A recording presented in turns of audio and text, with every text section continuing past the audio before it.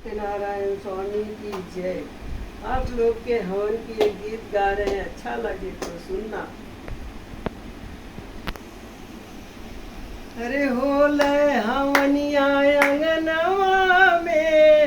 अंगनवा में राजा दशरथ के भवनवा में, राजा दशरथ के भवनवा में हवन देखने गणपति जी आए, हवन देखने गणपति जी आए।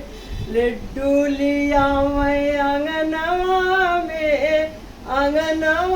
में राजा दशरथ के भवनवा में, राजा दशरथ के भवनवा में होले हवनिया आंगनवा में राजा दशरथ के भवनवा में हवन देखने ब्रह्मा जी आए, हवन देखने ब्रह्मा जी आए। वेद उचार आंगनवा में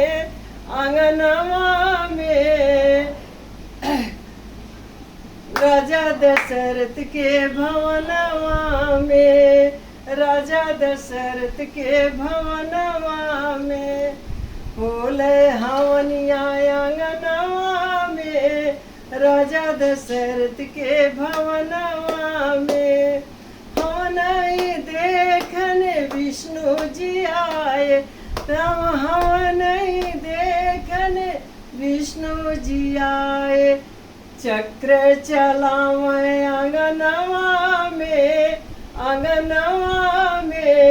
राजा दशरथ के भवनवा में हवन देखने भोले जी आए, हवन देखने भोले जी आए। डमरू बजावे आंगनवा में राजा दशरथ के भवनवा में, राजा दशरथ के भवनवा में होले हवनिया आंगनवा में राजा दशरथ के भवनवा में हवन देखने राम जी आए, हवन देखने राम जी आए। धनुषा चलावे आंगनवा में